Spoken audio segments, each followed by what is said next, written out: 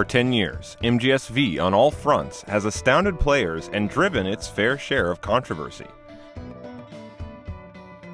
Is it unfinished? Is it about Kojima leaving Konami? Is it some crazy work of genius?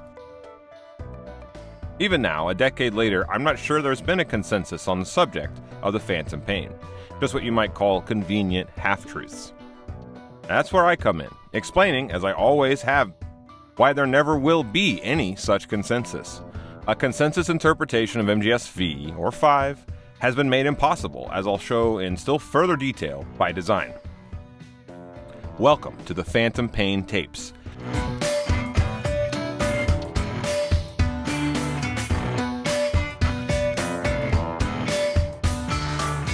A new series dealing directly with the way MGS5 delivers the majority of its story and themes, outside gameplay that is, by which I mean the intel tapes that you collect throughout the game.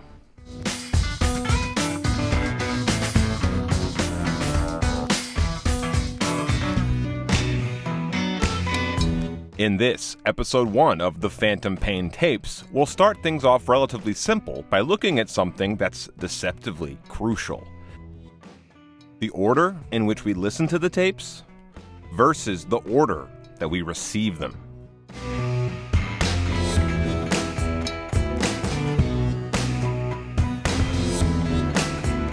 By the end of this series, I'll be explaining a lot of esoteric lore and hidden character concepts behind MGS5, like we'll get into the trance of Punish Venom Snake, Code Talker's many parasites, the secret powers of Skullface, or how MGS5 gives us the first glimpse in the series, timeline-wise, of those AI overlords known as the Patriots.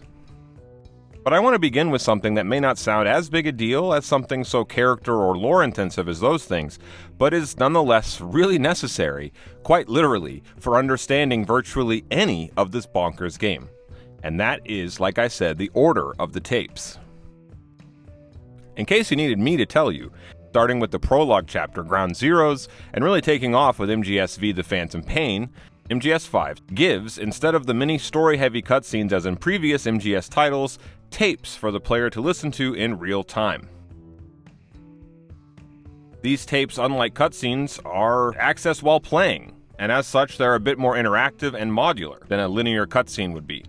They can be paused, rewound, and replayed as many times and in as many different locations and times as you'd like. As a tip on this point, I recommend listening to tapes while inside a box. It blocks out most outside noises surprisingly well. Now, as I'm sure you already know, these tapes unlock as you progress through the main story missions and key side ops, and by the end we're given in one big drop the so-called truth tapes. These serve as a kind of partial epilogue to the game, along with the actual epilogues to the game, which are, as we all know, several, and include 2 separate timelines. Okay, so where is all this going? Okay, stay with me. The in-game tape library is sorted, so it seems, by topic. But then you realize that it's not arranged by topic alphabetically, but rather roughly by when each new category appeared throughout your playthrough.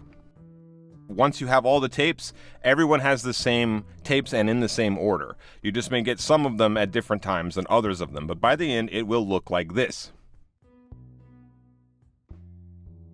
And this sorting explains why Ocelot's briefings are at the very top, despite beginning with an O, and why the truth tapes are at the end, despite beginning with a T. With me? Okay.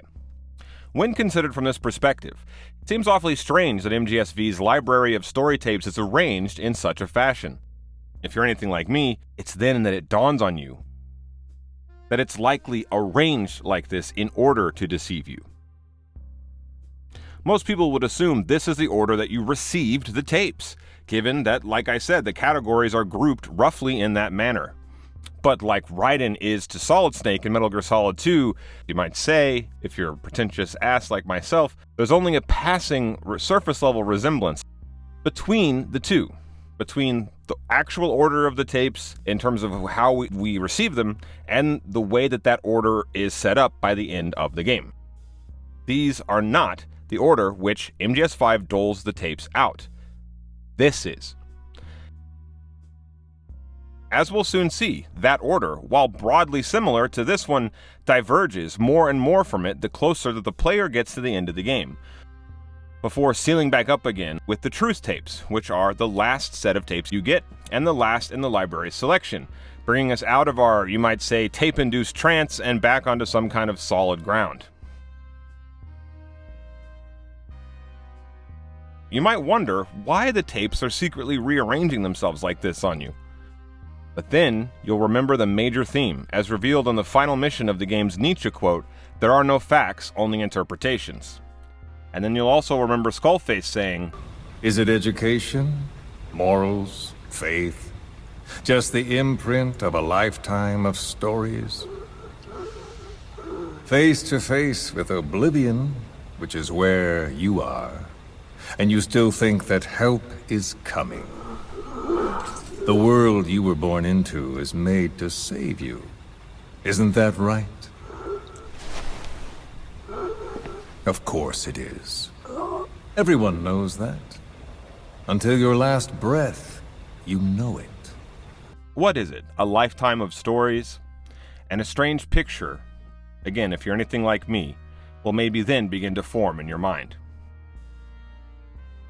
The AI, bound by specific rules, filters the massive amounts of data it collects before passing it on to people, subtly guiding their decision-making. A system of the people, by the people, for the people. It's called the Patriots. It's all about ensuring that the concepts driving society appears the same in the mind of each person in that society, about maintaining the identity of the individual, and yet having that individual willingly make up part of the whole. I guess it's fitting to call that patriotism, creating a united world. The point of how MGSV is put together is precisely to generate not one, not unum, but pluribus, many different interpretations. And of course, here I refer to the out of many one sort of slogan of the American Revolution. And the reason that MGS5 is put together to generate not one, not unum, but pluribus, many different interpretations, is to get across what the game has to say about things ranging from truth to genetics to information networks, nationhood, and America. And the selection, if you will, of tapes for societal sanity, if you want to call it that, on display here by the end of the game, this artificially arranged order. It's all part of the hidden objective by Kojima Productions when they made MGS5, which was creating genetic-style variety in all the myriad interpretations and playthroughs that this game will found and father like some kind of digital George Washington. As you go through the game, collecting every tape possible, let's take a look one more time at what that final arrangement looks like. So, as you can see here, we have Ocelot Briefing 1 through 3. Then Afghanistan Today 1 through 3. Then at Mother Base 1 through 5. Mother Base Supplemental 1 through 2. What Happened to Old Mother Base Members, Quiet 1 through 7. Then Questioning Huey 1 through 7. Then Cypher's Cargo 1 through 2. Africa Today 1 through 4. The Factory of the Dead, The Man on Fire 1 through 3, The White Mamba 1 through 3, Vocal Cord Parasites 1 through 3, Sahelanthropus 1 through 3, Metallic Archaea 1 through 4, Code Talker and His Research 1 through 5, Skullface's Objective 1 through 5, The Children Escape 1 through 6, then Informant's Report, then What Happened in the Lab, 1 through 3, then Paz's Diary, 1 through 5, then The Hamburgers of Miller, 1 through 4, and finally the Truth Records. That is the order that the game itself arranges for you.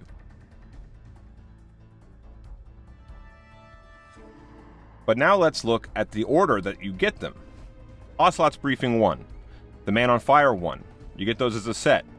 Ocelot's Briefing 2, then Afghanistan Today 1 and Ocelot's Briefing 3, Afghanistan Today 2, at Mother Base 1 and 2, then What Happened to Old Mother Base Members, then at Mother Base 3, then Afghanistan Today 3, then at Mother Base 4 and 5, then Quiet, then Questioning Huey 1, then Africa Today 1, then, depending on your play style or playthrough, Quiet 2, then Questioning Huey 2, then Quiet 3 through 5, depending on how much you use Quiet at that time, then Africa Today 2, Cypher's Cargo 1, Africa Today 3, Cypher's Cargo 2, Africa Today 4.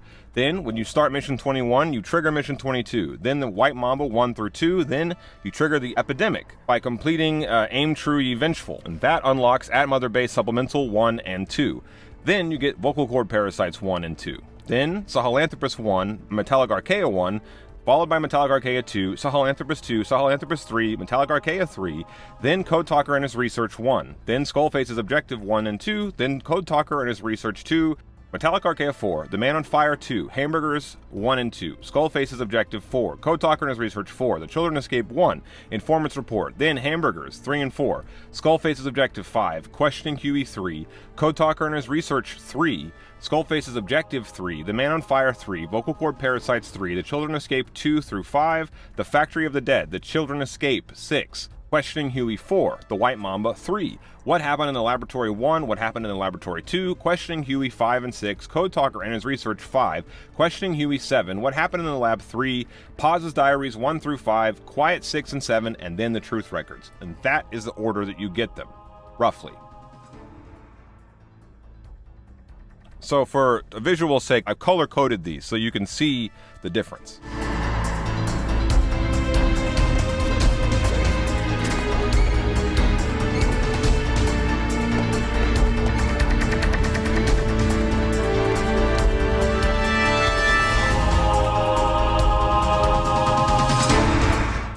Okay, and it gets crazier. It's actually a bit in flux in certain points here. Not only as you get closer to the end, but involving buddy characters like Quiet or D-Dog or things like that. Those tapes depend on how often you're using them. So there's slight variety to exactly when and in what precise order that the tapes arrive. Although again, I want to stress that for everyone, by the end, it all looks like this. Everyone's selection of tapes is arranged in this way, no matter the order that the tapes are unlocked.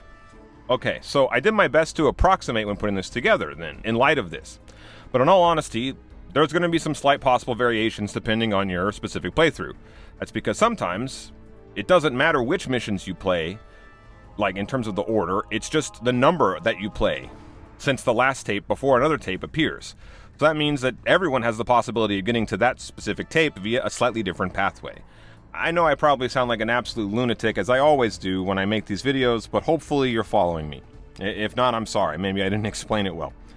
The big story beats are the same across every one of our playthroughs. All the major events occur in basically the same spots across the board for everybody all over the world.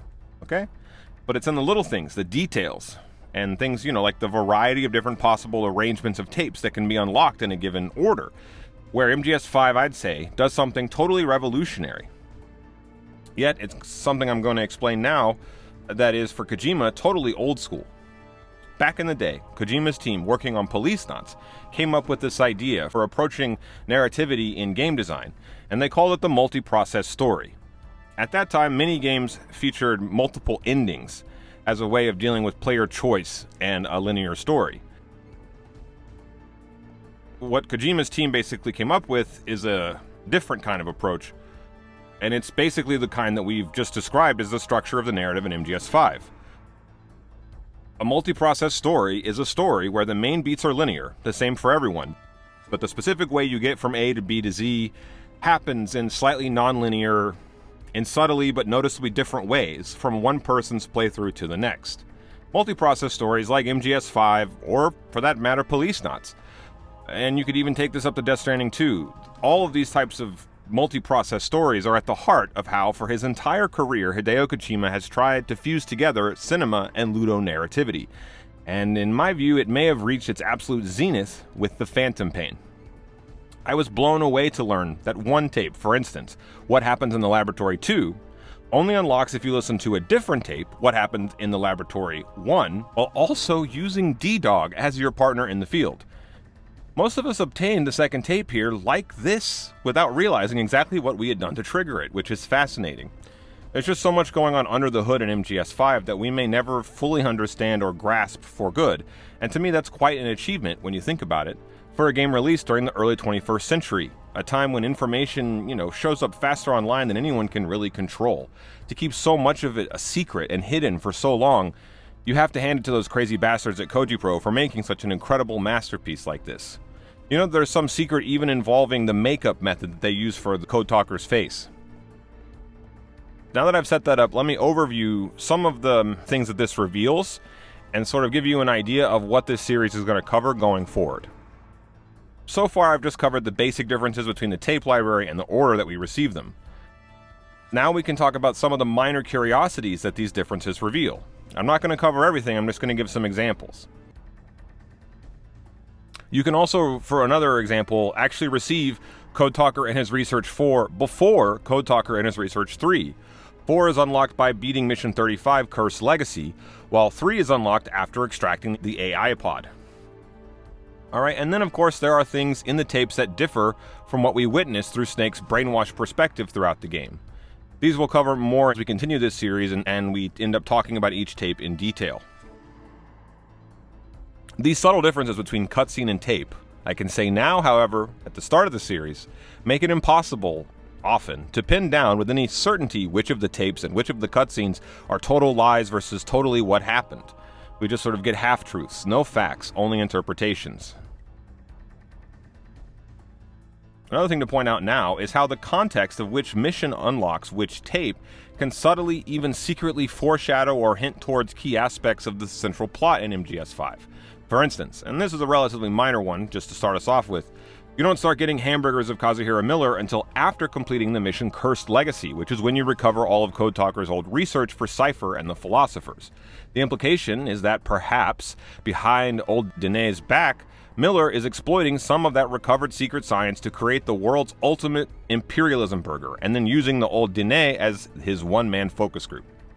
And that in turn, if it's true, would foreshadow the non-zero chance that it's actually Code Talker and Kaz, not Huey, or at least not only Huey, who caused the mutation in the lab as an experiment in reverse evolution that leads to the tragic events of shining even in death.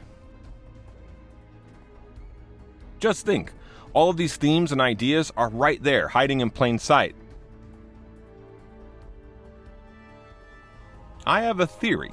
This is the central theory we'll be testing throughout this series, the Phantom Pain tapes, which is this, that listening to the tapes in the order you receive them, and not the order the game groups them in by the end, might be a key step in unlocking more of MGS5's secrets. Far from some sign of being unfinished, as some have interpreted it to be, the inclusion of tapes instead of mini cutscenes is all part, I would argue, of this hidden master plan by Hideo Kojima when he directed the MGS5 epic of Ground Zeroes and the Phantom Pain, and gave it all the theme of Nietzschean relativism. And to me, the coolest thing of all about this secret, it's also subtly a nod back to the briefing tapes of MGS1, which could also be collected in different order, which I also had to break down with color codes in an older video.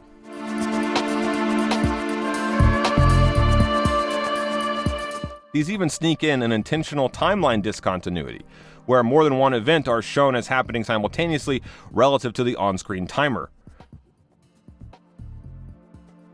Each person's playthrough of the game is just as legit, is just as authentic as even someone's whose timeline of events contradicts them. I think that's the point there. And to me, I'd argue that this at least seems that the theme of interpretations versus objective reality, and that being some part of, game design, all may have been somewhere in Kojima's mind relative to MGS going all the way back to 1998. MGS always used game design meant to generate a sense of playing through movies that you were subtly helping shape and direct yourself. This latent theme to the entire series comes through really clearly if we just look at this artistic decision by the developers to play with the order of tapes in the game. That's all just for this introduction video. In the next entry, we'll start in earnest by looking at the set of tapes you receive when you first arrive in Afghanistan, going all the way to mission 12, Hellbound. Until next time, Boss.